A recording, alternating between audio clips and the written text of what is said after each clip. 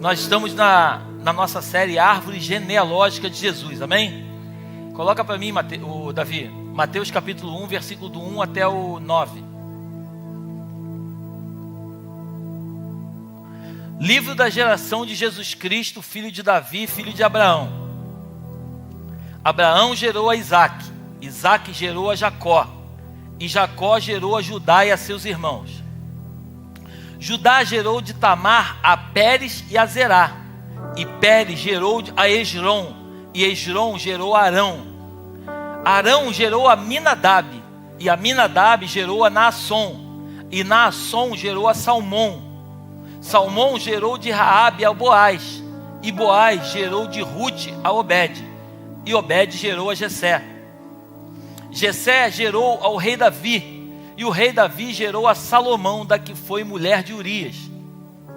Salomão gerou a Roboão, e Roboão gerou a Abias. Abias gerou a Asa. Asa gerou a Josafá, e Josafá gerou a Jorão, e Jorão gerou a Uzias.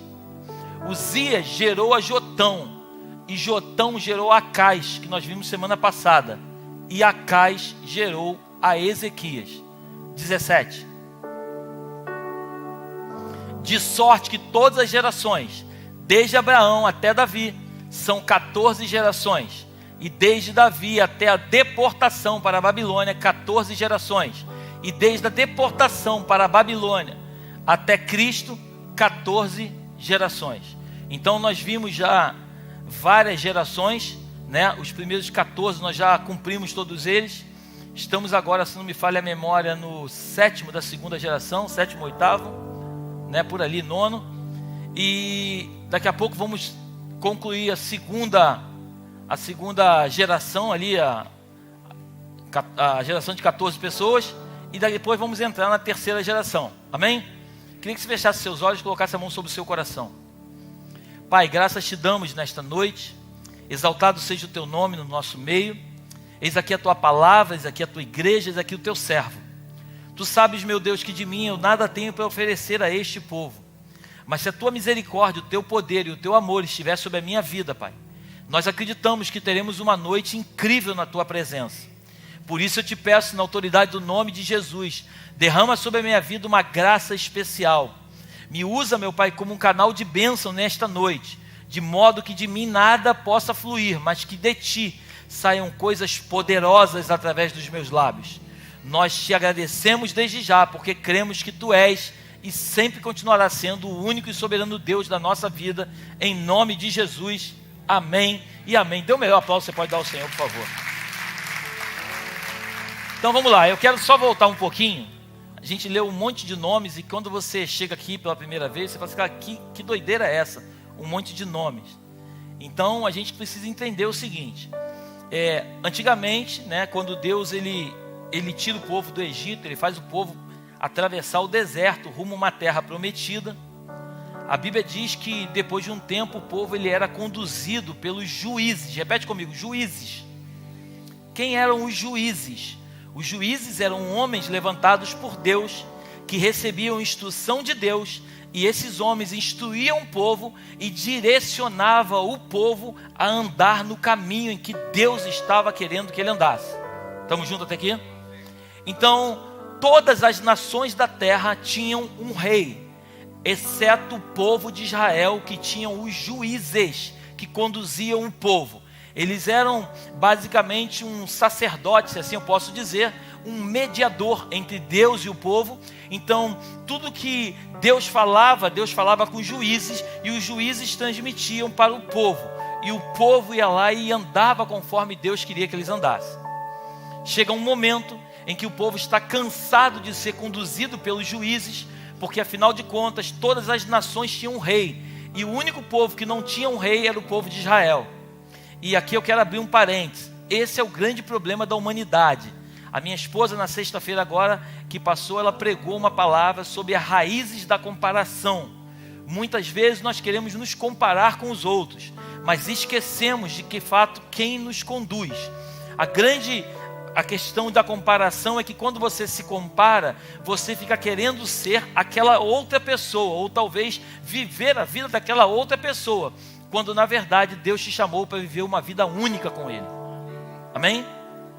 Então o povo estava cansado de ser governado pelos juízes, o povo pede a Deus um rei. E como Deus percebe que o povo estava insistindo para ter um rei, Deus fala para o profeta Samuel, que era o último juiz, foi o último juiz de Israel: Samuel, não tem problema, se o povo quer um rei, vamos dar um rei para eles. Nunca foi o propósito de Deus dar um rei, mas se o povo queria um rei, então Deus aceita dar um rei. E Deus levanta o primeiro rei de Israel, chamado Saul. Quando Saul se levanta como rei, ali começa a monarquia. Ali começa agora o povo de Israel ser conduzido por um único homem que era um rei. Existiam os profetas, mas o rei, ele não tinha mais aquela relação de intimidade com Deus. Deus falava com os profetas anunciavam para o rei e o rei anunciava para o povo. Muitas vezes o rei tomava decisões que não eram decisões que vinham de Deus. E assim eles continuaram vivendo. Estamos juntos aqui? Então, Saul foi um rei que quando começou o seu reinado, ele começa bem, ele começa profetizando. A Bíblia diz que quando ele recebe a unção, o óleo é derramado sobre a sua cabeça, ele sai dali, ele encontra um grupo de profetas, ele começa a profetizar junto com os profetas. Ele é um homem usado por Deus, só que chega um momento em que ele permite que a vaidade, a soberba, a arrogância entrasse no seu coração. E agora Saul, ele não estava mais preocupado em desagradar a Deus, ou melhor, agradar a Deus naquilo que Deus mandava ele fazer, mas ele estava preocupado agora em agradar o povo, porque afinal de contas Saul queria ser aceito pelo povo e não estava preocupado se seria aceito por Deus. Então Deus se cansa de Saul, a ponto de Deus falar com o profeta Samuel: ei Samuel, até quando você vai ter pena de Saul se eu já o rejeitei? O próprio Deus já havia rejeitado Saul, mas Samuel ainda continuava insistindo com Deus para ver se Deus ainda dava mais uma oportunidade. Deus naquele tempo levanta um homem chamado Davi, você conhece a história. Deus unge Davi a rei com 17 anos de idade. Davi assume o trono somente aos 30 anos, depois da morte de Saul. É uma história longa que eu não quero entrar agora. E ali começa ali é a sequência da monarquia de Israel. E aí nós vamos falando sobre vários nomes, falamos inclusive sobre Davi. A Bíblia diz que Davi ele teve um filho chamado Salomão. Amém? Repete comigo, Salomão. Salomão, ele teve vários filhos, mas Salomão foi o herdeiro do trono. Salomão, ele começa muito bem o seu reinado. 1 Reis, capítulo 8, versículo 41, diz que Salomão, ele está orando e ele fala para Deus o seguinte: Deus, quando vier um povo de outras nações que possa estar aqui neste lugar orando em prol do teu nome, atende a oração desse povo. Então por isso que todas as vezes quando a gente vai para Israel, para Jerusalém, as pessoas vão para o muro das lamentações, elas colocam a mão no muro e elas oram, porque existe uma palavra liberada pela vida de Salomão, que quando um povo vier de terras remotas em favor do grande nome do Senhor, quando ele for até aquela nação e orar naquele lugar, o próprio Salomão pede para Deus atender a oração do estrangeiro. Amém? Então Salomão, quando faz essa inauguração do templo, a Bíblia diz que fogo desce do céu. Então Salomão, ele tinha uma intimidade muito grande com Deus, a ponto de pedir a Deus sabedoria para conduzir o povo de Deus e não o seu povo. Então você percebe que Salomão, ele começa bem também, mas o grande problema não é começar bem, mas é terminar bem. Muitos de nós começamos bem, mas muitas vezes terminamos mal. Então por isso que Jesus, quando encontra o jovem rico, ele fala assim: ei, bom mestre. Aí Jesus fala assim: ei, por que tu me chamas de bom? Bom é somente o Pai. Jesus falou aquilo para ele porque Jesus estava no meio do seu processo, ele ainda não estava no seu final. E Jesus sabe que bom é só aquele que termina a boa carreira e não aquele que começa a boa carreira.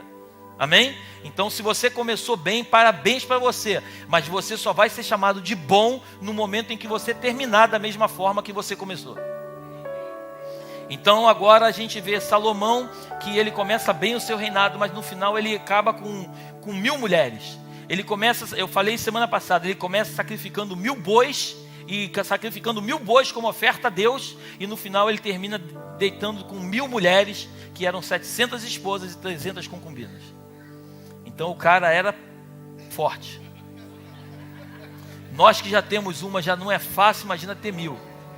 Só o sangue do cordeiro. E esse era Salomão. O cara quase não tinha problema. E então Salomão, ele agora ele tem um filho que que vai suceder ele no trono, chamado Roboão. Repete comigo, Roboão. Quando Salomão ainda ele é detentor do trono, a Bíblia diz que todo o reino de Israel, amém? Preste atenção aqui em mim, por favor. Todo o reino de Israel estava sob o comando de Roboão. Perdoa, de Salomão. Só que agora, Salomão ele bota uma carga tributária muito grande sobre o povo começa a reclamar, aí ele morre e o trono quem assume é Roboão, seu filho.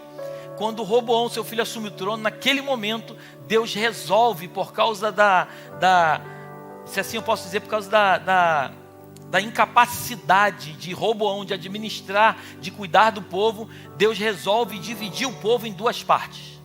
Então Deus coloca a tribo do norte, Samaria, amém? A tribo do norte, Samaria, e Deus resolve colocar a tribo do sul, Judá, Jerusalém. Então, a tribo é dividida em duas partes, e aí Deus coloca 10 tribos do lado do norte e 2 tribos do lado do sul. E Deus chega ao ponto de dizer que essas 2 tribos aqui foi por causa da misericórdia que Deus estava tendo pela vida de Davi, o seu servo que foi fiel. Eu quero aqui abrir outro parênteses.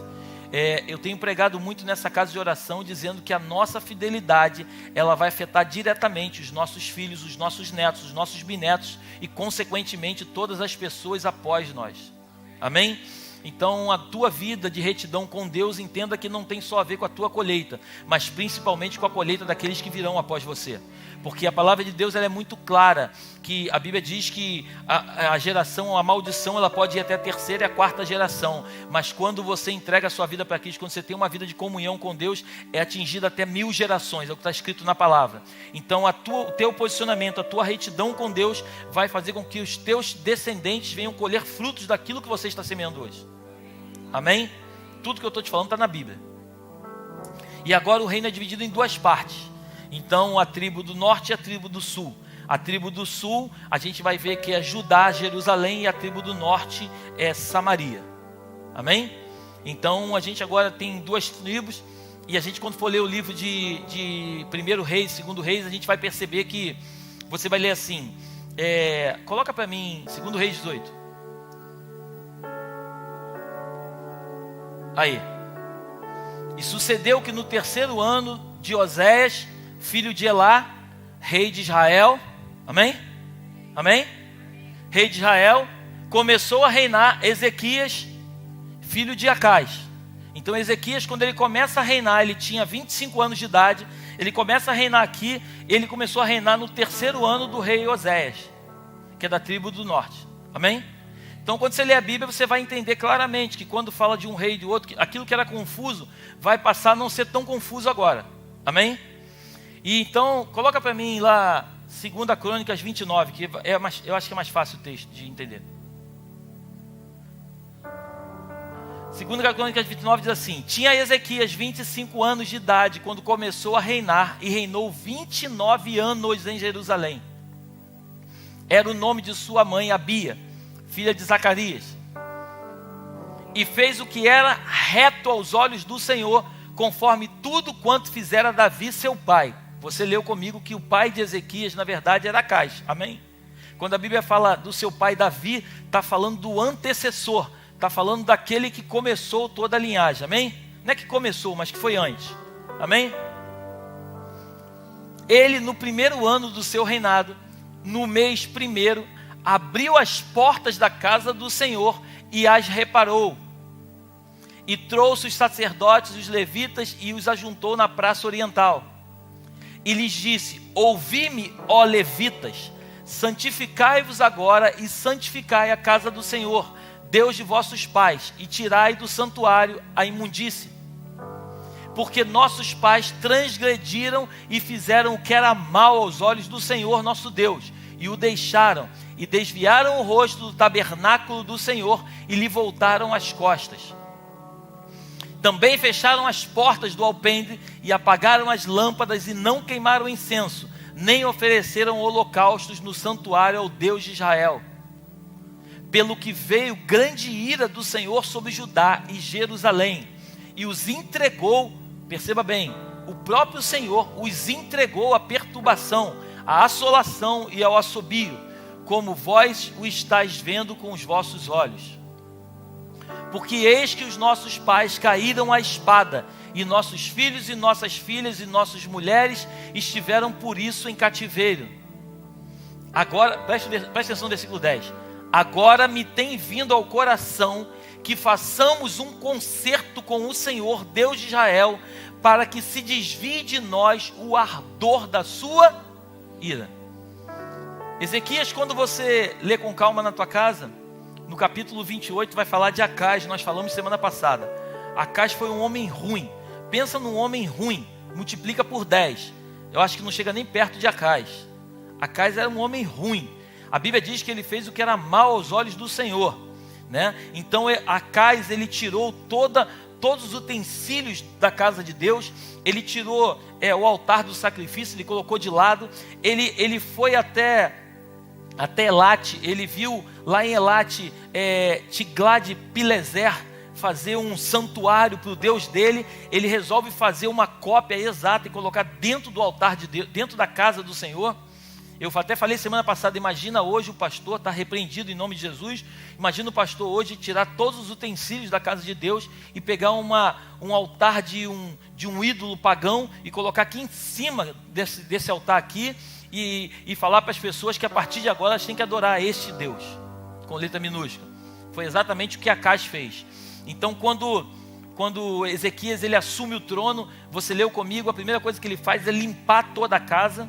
Tá? No livro de Reis, capítulo 18 e 19, você vai entender bem. Ele diz que eles levaram 8 dias para limpar tudo dentro da casa de Deus, de tão sujo, de tão contaminado que estava. Então eles limpam tudo, eles colocam as coisas em ordem. Depois de colocar tudo em ordem, aí a Bíblia diz que Ezequias, ele chama os levitas, ele manda eles se consagrarem, né? Por isso eu tenho falado muito aqui nessa casa, não só com os levitas, mas com as pessoas que aqui trabalham. Quando a gente vai trabalhar para Deus, é importante a gente entender o nível de santificação que a gente vai viver. Amém? Pode parecer que não, mas a Bíblia diz que antigamente, quando as pessoas estavam em pecado, elas eram fulminadas de imediato. Como hoje Deus tem misericórdia e não fulmina, muitas pessoas acabam subindo no altar e não tendo uma vida de santidade. Mas isso aí é uma responsabilidade dele com o próprio Deus e não nossa. Amém? A gente orienta. Então Ezequias ele manda os levitas se santificarem, ele manda todo mundo se preparar, porque agora ia voltar a adoração na casa do Senhor. Depois você lê na tua casa o capítulo 29, que é grande, o 2 Reis 18, 19 também é grande. Lê também o livro do profeta Isaías, capítulo 38, versículo 39. Se você tiver oportunidade também, leia também Salmo 116, porque alguns grandes historiadores dizem que o Salmo 116 foi escrito pelo rei Ezequias.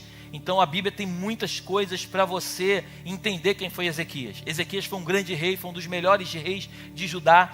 E Ezequias, a primeira coisa que ele faz, quando assume o trono, ele coloca em ordem a casa do Senhor. Ele santifica os levitas, os trabalhadores, ele faz os turnos, porque Davi havia feito 24 turnos de adoração. Então Ezequias volta os turnos de adoração, ele coloca ali uma santificação, ele manda as pessoas começarem a trazer oferta, porque vale a pena lembrar que existiam 12 tribos, amém? A Bíblia diz que a tribo de Levi era a única tribo que não recebeu herança do Senhor. A tribo de Levi, eles trabalhavam diretamente no templo, e eles eram sustentados, se assim eu posso dizer, eles eram supridos pelas outras tribos. Então a tribo de Levi, ela vivia das ofertas do povo, amém? Só que nos dias de hoje as pessoas confundem, porque antigamente o levita naquela época não era quem tocava instrumento e ficava cantando, o levita cuidava de todo o templo, amém? Então a Bíblia nos ensina sobre isso. Então Ezequias ele coloca a ordem em todas as coisas, e Ezequias fez muitos feitos, mas tem algumas coisas que eu quero nessa noite deixar aqui em evidência para você e para mim. Ezequias ele teve 2 grandes coisas marcantes no seu ministério. Na verdade ele teve 3. Uma foi marcante, mas de uma forma ruim. As outras 2 de uma forma muito boa. Eu não sei se eu vou conseguir falar tudo sobre Ezequias, porque é muito grande a história de Ezequias. Provavelmente eu vou ter que terminar na semana que vem. Mas Ezequias ele enfrentou um homem chamado Senaqueribe. Repete comigo, Senaqueribe. Eu falei semana passada que o rei Acaz, ele quando estava fugindo do rei Peca, da tribo de Israel, da tribo do norte, e do rei Rezim, que era de Arã, ele vai e faz uma aliança com o rei Tiglat-Pileser. E quem era Tiglat-Pileser? Era o rei da Síria, um homem muito poderoso, a nação mais poderosa naquele tempo. Ele faz uma aliança, e quando ele faz essa aliança, ele se torna um escravo do rei da Síria. Então esse rei da Síria, quando ele morre, Tiglat-Pileser, ele quando morre, assume o reino da Síria, o filho dele, chamado Senaqueribe. Senaqueribe assume o trono lá na Síria, da mesma forma que Ezequias assume o trono aqui junto, no lugar do seu pai Acais. Estamos juntos até aqui? Eu sei que são muitos nomes, eu estou tentando explicar tudo para a gente chegar onde a gente tem que chegar, amém? Então quando ele assume o trono aqui, só tinha uma diferença. O pai dele tinha feito uma aliança com Tiglat-Pileser, mas agora Ezequias entendeu que ele não precisava fazer aliança com ninguém. A única aliança que ele precisava fazer é com Deus Todo-Poderoso. Eu quero nessa noite trazer para o teu coração uma mensagem simples, mas bem profunda. Muitas vezes nós ficamos preocupados que nós precisamos de dinheiro, nós precisamos de emprego, nós precisamos restaurar a nossa família, nós precisamos restaurar a nossa relação com o nosso irmão, nós precisamos restaurar a relação com o nosso filho, nós precisamos de tantas coisas, mas eu quero te resumir todas essas coisas numa única coisa. A única coisa que você precisa é restaurar a tua relação com Deus, porque quando a tua relação com Deus ela é restaurada, o próprio Deus se encarrega de resolver todos os problemas que estão ao teu redor. Então pare de ficar focando no teu problema e aprenda a focar na solução do teu problema, que chama-se Deus. Ezequias ele entendeu que por mais que ele tivesse assumindo o trono de um pai idólatra, cheio de coisas dentro do palácio, Ezequias entendeu que ele só precisava se conectar com Deus, porque o próprio Deus ia orientar ele para fazer as coisas corretas. E assim começou. Ele começa a restaurar todo o templo. Repara que Ezequias ele não se preocupa com o reino dele. A primeira coisa que ele se preocupa é com o templo do Senhor. Vamos restaurar o templo. Vamos tirar os deuses com letra minúscula. Vamos destruir os postes ídolos. Vamos destruir tudo aquilo que não pertence a Deus. Vamos cuidar para que Deus volte os olhos para Israel, para Jerusalém, e possa nos abençoar. Aí a Bíblia diz que Senaqueribe, agora o reino mais poderoso da terra, tinha destruído vários reinos, inclusive já tinha destruído o reino do norte, tá? E agora Senaqueribe ele cerca Jerusalém, ele cerca Ezequias, e ele diz para Ezequias que ele vai destruir Jerusalém. Ezequias, como um homem natural, como eu e como você, ele fica com medo, ele fica preocupado. Mas é interessante que Senaqueribe ele faz uma carta, manda a carta ser lida para dentro do povo de Israel, dizendo: olha, nós já derrotamos todos os povos da terra, ninguém consegue lutar contra o nosso reino, nenhum Deus aí conseguiu destruir a nossa nação. E olha, eu vou dizer uma coisa para você: se você não se render, é questão de tempo, eu vou invadir tudo isso aí, vou matar todo mundo, vou acabar com tudo. Ele manda uma carta deixando Ezequias completamente amedrontado. Mas tem uma coisa que Ezequias faz que me chama muita atenção. A Bíblia diz que Ezequias chega para o povo de Jerusalém e fala assim: ei pessoal, deixa eu falar uma coisa para vocês, não importa quem está com ele, a única coisa que importa é que o nosso Deus está conosco, e se ele está conosco, nós não precisamos de mais ninguém para derrotar esse exército. Ezequias ele começa a encorajar o povo, ele começa a colocar força e vigor no coração do povo, e o povo começa a acreditar naquilo que Ezequias estava dizendo. Ezequias vai junto ao profeta Isaías, ele leva a carta. A Bíblia diz, depois se você ler na tua casa, e no livro do profeta Isaías, ele pega a carta que Senaqueribe mandou, ele leva para dentro do templo, coloca a carta dentro do templo, e a Bíblia diz que ele chama Isaías para orar. Eles oram a Deus. Olha, deixa eu te dizer uma coisa: se tem uma coisa que Deus não resiste, é a oração. Se você está com algum problema para ser resolvido, deixa eu te dizer uma coisa em nome de Jesus: aprenda a intensificar as suas orações. Ore, porque tudo que você conecta no céu, Deus responde com promessa na terra. Deus ele só precisa que você acredite naquilo que Ele vai fazer, porque se você estiver firme na promessa, Ele vai responder. A Bíblia diz que, e isso me chama muita atenção, a Bíblia diz que eles oram. Depois você lê na tua casa, no livro de Reis diz que eles eram, o exército da Síria eram 185 mil soldados. A Bíblia diz que eles oraram e o Senhor mandou um anjo. Repete comigo: um anjo. Deus não mandou 10 anjos, nem tampouco 2 anjos. Deus mandou um anjo. Um anjo só destruiu todo o exército da Síria. Tem guerras que a gente fica desesperado, porque a gente fica muito focado no tamanho do nosso adversário, mas a gente esquece o tamanho do nosso Deus. A gente fica olhando, meu Deus, que problema grande, que problema grande. Esse problema é muito grande aos nossos olhos, mas eu fico imaginando aos olhos de Deus, porque a Bíblia diz que a terra é estrado dos seus pés. Se a terra é estrado dos pés do Senhor, olha o tamanho desse Deus a qual nós servimos. Então, se a terra é estrado dos seus pés, aquilo que parece grande para você, para Ele nem existe. Ele não consegue nem enxergar. E a Bíblia diz que Ele manda um único anjo, e esse anjo luta em favor do povo de Israel e mata 185 mil soldados do povo da Síria. Senaqueribe, vazou, meteu o pé. Depois você lê na tua casa, Senaqueribe, coloca para mim, 2 Reis capítulo 19, 37, pode ser isso. É isso mesmo. E sucedeu que, estando ele prostrado na casa de Nisroque, seu Deus, Adrameleque e Sarezer, nome bonito para botar no filho, hein? Adrameleque e Sarezer, seus filhos, o feriram à espada, porém eles escaparam para a terra de Ararate, e Azarradom, seu filho, reinou em seu lugar. Quer dizer, Senaqueribe, ele, além de ter perdido a batalha, ele fugiu para a sua nação, chegou lá, os 2 próprios filhos dele o mataram e fugiram, e o outro filho dele, Esarhadon, assume o lugar dele como rei da Síria. Deixa eu te dizer uma coisa, eu quero liberar uma palavra para a tua vida nesse momento. Todos os inimigos que têm te cercado, que têm tentado destruir a tua vida, você precisa crer firmemente que você não precisa de um exército muito grande. Você só precisa que o Senhor esteja do teu lado. Porque se o Senhor estiver contigo, pode se levantar o mundo inteiro contra você, que nada vai prosperar. Amém? Se eu fosse você, eu glorificava a Deus.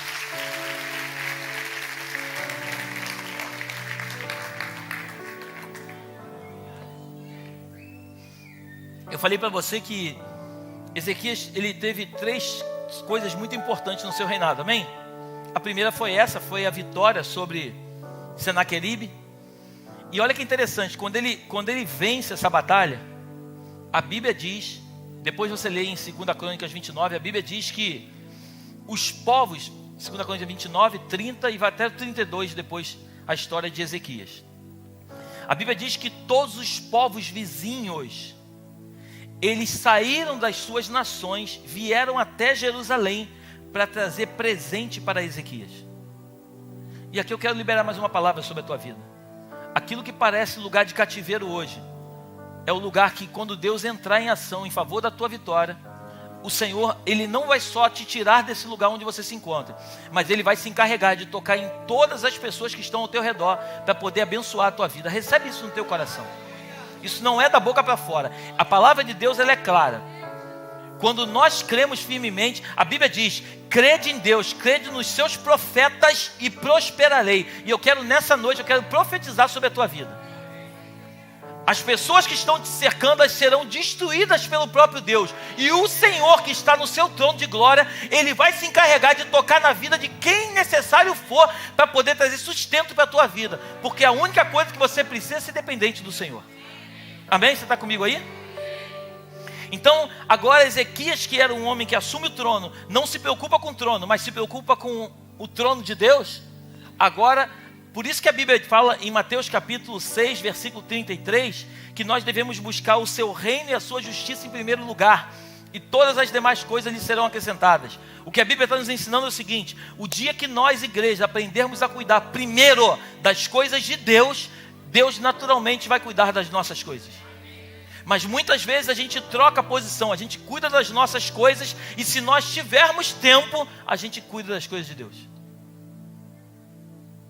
Mas se você aprender que se você cuidar das coisas de Deus, eu não estou dizendo para você dar prioridade, entenda bem em nome de Jesus, eu não estou dizendo para você dar prioridade à igreja, amém? Igreja não salva ninguém, o que salva é Jesus Cristo, amém?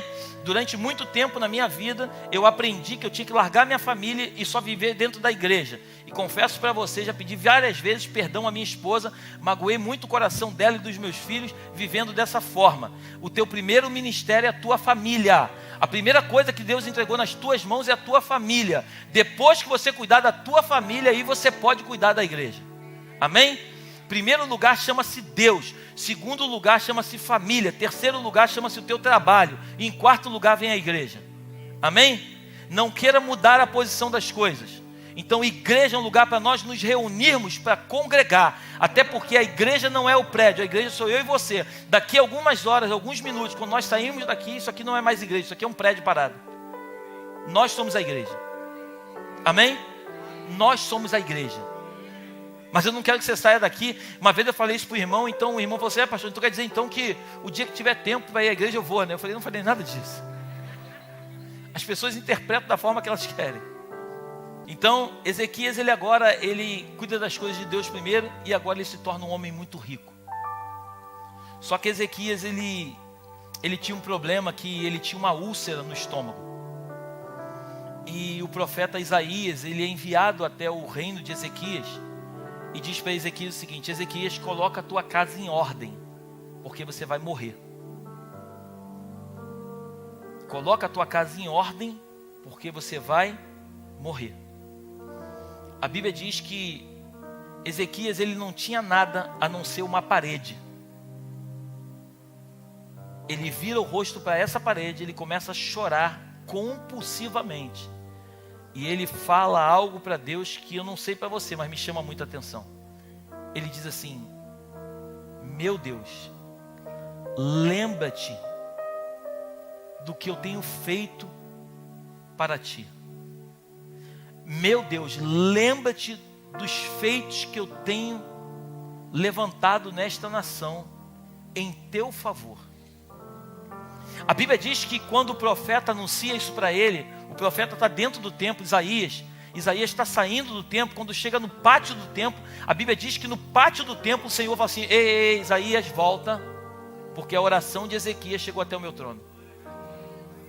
Isaías estava saindo com a notícia. A Bíblia diz que ele volta, ele ainda estava dentro do palácio, ele volta, e aí ele volta lá para Ezequias e fala assim: Ezequias, Deus tem visto a tua aflição, e ele mandou eu te dizer, voltar aqui para te dizer que ele está te dando mais 15 anos de vida. Mais 15 anos de vida. Só que interessante que Ezequias, quando recebe aquela palavra, Isaías fala para ele o seguinte: olha, Deus vai te dar uma prova de que ele vai fazer isso. Aí Ezequias fala assim: mas qual é a prova? Aí Isaías fala assim: ó, tem duas maneiras. Ou você pede para o sol recuar 10 graus na escadaria, ou você pede para o sol andar 10 graus na escadaria. Em outras palavras, o que o profeta está dizendo é o seguinte: Deus vai parar o céu, vai parar o tempo em teu favor. Você crê nisso, que Deus pode parar o tempo em teu favor? Parece loucura o que eu estou te falando, mas se Deus fez isso com Ezequias, eu creio que Ele pode parar o tempo em nosso favor. Eu creio demais nisso, Clévio. Eu creio muito nisso. Deus parou o tempo, olha que coisa louca. Deus parou o tempo por causa de um homem. A Bíblia diz que Deus não tem preferência, Ele não faz acepção de pessoas. Se Deus parou o tempo por causa de um homem, por que Ele não pode parar o tempo em teu favor e em meu favor? A única coisa que nós precisamos é que o Senhor possa ver graça na nossa vida, que nós possamos ser filhos. Eu já tenho falado aqui algumas vezes, eu não sei você, eu tenho 3 filhos, eu não tenho preferência por nenhum deles, mas tem sempre um que é mais chegado que o outro, sim ou não? Quem tem mais filho aqui sabe o que eu estou falando. Tem sempre um que é mais agarradinho, ele é preferência? Claro que não, mas ele vai entender coisas que os outros não vão entender. Ele vai escutar segredos que os outros não vão escutar. O que nós precisamos é ser firmes, devemos ser filhos íntimos de Deus, não preferidos de Deus, mas sermos íntimos de Deus, estarmos sempre no colo do Senhor, compartilhando com Ele, por mais que Ele saiba, compartilhando com Ele as nossas aflições e as nossas vitórias. Quando estivermos passando por uma luta, clamarmos ao Senhor pedindo para que Ele possa intervir na nossa situação, mas também no momento de vitória, que nós estivermos vivendo as bonanças de Deus, que nós possamos voltar para Ele e dizer: tudo isso só está acontecendo porque Tu és comigo. Assim é o Senhor. Então Ezequias, ele entendeu isso. Então ele, quando recebe 15 anos a mais, ele fica feliz, porque agora ele tinha mais 15 anos pela frente.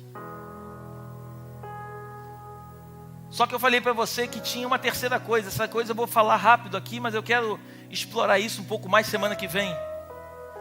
A segunda coisa era a úlcera que ele tinha. E ele, quando Isaías volta lá e diz para ele que ele vai ter mais 15 anos, ele pede uma prova. Aí Isaías pergunta para ele, você eu mando andar 10 graus para frente ou para trás? Ezequias fala assim, andar para frente é fácil. Eu quero que ande 10 graus para trás. E a Bíblia diz que o Senhor fez conforme ele pediu. A escadaria andou 10 graus para trás. Eu não cheguei a pesquisar para ver o que esses 10 graus representavam de tempo, de hora. Mas semana que vem eu vou voltar aqui para te falar isso. Mas interessante que o sol ele retornou. Ele voltou 10 graus na escadaria. Deus, em outras palavras, pegou o sol e fez ele voltar. Ele fez um sentido contrário. Deus ele mudou o tempo por causa de um homem que se posicionou e viveu as promessas que Deus tinha para a vida dele. Só que esse mesmo rei Ezequias, que foi um dos maiores reis. Eu esqueci de falar uma coisa que eu passei batido. Ezequias, quando ele restaurou todo o templo, Ezequias fez uma coisa muito importante. A Bíblia diz que ele voltou e instituiu novamente a Páscoa. Ele trouxe de volta a Páscoa para a nação de Israel. A Páscoa no Antigo Testamento, quando você vai estudar sobre Páscoa, Páscoa do hebraico é Pessah, P-E-S-S-A-H, Pessah, passagem, passar por cima. Então a Páscoa, ela representava a última praga, quando o povo de Israel foi libertado no Egito. Lembra que a última praga era a morte dos primogênitos, lembra? Eles tinham que marcar os umbrais das portas com sangue, e quando o espírito da morte vinha sobre aquela casa, quando ele via a marca do sangue, ele passava por cima. Então isso é Pessah, Páscoa, passar por cima. Então quando Ezequias ele assume o trono, ele além de trazer todos os trabalhadores, mandar eles se consagrarem, Ezequias manda dar uma ordem para que volte a instituir a Páscoa do Senhor. A Páscoa no Antigo Testamento era a libertação do povo de Israel do Egito. Eles comemoravam entendendo que eles agora eram livres porque o Senhor havia os libertado de um jugo de escravidão. Só que Ezequias agora ele vence Senaqueribe, ele agora um homem se torna um rei muito rico, porque todas as nações ficaram com medo dele. Eu fico imaginando nas nações vizinhas. A gente lê a Bíblia, eu não sei você, mas eu fico imaginando nas nações vizinhas. Ezequias agora com um reinado pequeno, antes com um reinado pequeno, cercado por Senaqueribe, que tinha destruído todas as nações. Aí Deus manda um anjo e mata 185 mil soldados. Eu fico imaginando os povos vizinhos comentando: rapaz, tu viu Senaqueribe? 185 mil soldados morreram. Cara, o exército de Ezequias não é mole não, o cara tem um anjo só. O exército do cara é pequeno, mas é forte. É um anjo só. Eu fico imaginando o medo, pastora, dos povos vizinhos, agora com a vida de Ezequias, pensando: e se Ezequias agora resolver invadir a nossa terra e tomar as nossas propriedades? Porque afinal de contas, eles têm um anjo que faz parte do exército deles. Por isso a Bíblia diz que nós devemos orar e pedir ao Senhor para dar ordem aos seus anjos para nos guardar. Tudo na Bíblia faz sentido. Por isso, eu não sei você, mas quando eu oro, eu boto a mão na cabeça dos meus filhos de noite para orar. Eu profetizo: Deus, eu dou ordem para que os anjos do Senhor guardem a vida de cada um dos meus filhos. Eu proíbo qualquer retaliação sobre a vida dos meus filhos. Eu abençoo a vida dos meus filhos, serão profetas nesta geração. Serão homens segundo o teu coração. A Bíblia diz que nós, pais, temos autoridade sobre a vida dos nossos filhos. A unção que você carrega é a unção que despedaça o jugo. E quando você profetiza sobre a vida do teu filho, aquilo que aparentemente poderia chegar sobre ele é despedaçado pela unção que está sobre a tua vida. O mundo espiritual é muito mais real do que você imagina. É você que vai dar destino para os teus filhos. É você que vai dizer quem eles são. Não é o mundo lá fora que vai falar quem ele é. É você que vai dizer quem é o teu filho. Então agora Ezequias, ele é um rei rico. Ele estava com uma sentença de morte, que era uma úlcera no estômago. Mas agora o profeta chega lá, dá mais 15 anos de vida. Então agora ele está super bem. aí vem a terceira fase na vida de Ezequias, que é a catástrofe do reinado dele. Um excelente rei, por isso que eu tenho dito, o problema não é começar bem, o problema é terminar bem. Ezequias, aos olhos humanos, ele terminou bem, mas ele deixou um legado de morte na sua família. A Bíblia diz, a gente vai falar disso semana que vem, a Bíblia diz que Ezequias, um homem chamado Merodach Balazan, é isso o nome do abençoado? Coloca para mim aí, Isaías capítulo 39, versículo 1, acho que é isso. Isaías 39, 1, é isso mesmo. Naquele tempo, enviou Merodach Baladã, filho de Baladã, rei da Babilônia, cartas e um presente a Ezequias, porque tinha ouvido dizer que havia estado doente e que já estava convalescido. Versículo 2. E Ezequias se alegrou com eles e lhe mostrou a casa do seu tesouro, e a prata e o ouro e as especiarias e os melhores ungüentos, e toda a sua casa de armas, e tudo quanto se achava nos seus tesouros. Coisa nenhuma houve, nem em sua casa, nem em todo o seu domínio, que Ezequias não lhe... Deixa eu te dar mais uma palavra nessa noite. Tome cuidado com quem você mostra as suas coisas. Tome cuidado quem são as pessoas que frequentam a sua casa. Tome cuidado quando você abre a sua vida para aqueles que você não tem que abrir. Tome cuidado. Eu não sei com quem Deus está falando, mas tome cuidado. Ezequias, ele fez o seu reinado de uma forma ímpar, mas no final do seu reinado ele resolve abrir a sua casa para um homem chamado Merodach Baladã, filho de Baladã. Quem era esse abençoado? Ele fazia parte do reino da Babilônia. Então esse homem, ele era um espião da Babilônia, e agora ele vai lá em Israel, na tribo do sul, e ele vai lá, e a Bíblia diz que Ezequias, um bom moço, ele abre a casa toda e mostra tudo, não teve nada que ele deixasse de mostrar. Aí esse texto que é grande, eu não quero ficar preso nele, a Bíblia diz que o profeta Isaías, coloca no versículo 5 para mim, eu não sei se é o 5, por ali, 5, 6, 3. Então o profeta Isaías veio ao rei Ezequias e lhe disse: que foi que aqueles homens disseram e de onde vieram a ti? E disse Ezequias: de uma terra remota, bem distante. Lembra do Shrek? Onde você vem? De uma terra bem distante. De uma terra remota vieram a mim, da Babilônia. E disse ele: que foi que viram em tua casa? E disse Ezequias: viram tudo quanto há em minha casa, coisa nenhuma há nos meus tesouros que eu deixasse de lhes mostrar. 5. Então disse Isaías a Ezequias: ouve a palavra do Senhor dos Exércitos. Quando Deus fala, ei, assim te manda te dizer o Senhor. Eis que virão dias em que tudo quanto houver em tua casa, com que entesouraram teus pais até o dia de hoje, será levado para a Babilônia. Não ficará coisa alguma, disse o... E dos teus filhos que procederem de ti, e tu gerares, tomarão para que sejam eunucos no palácio do rei da Babilônia.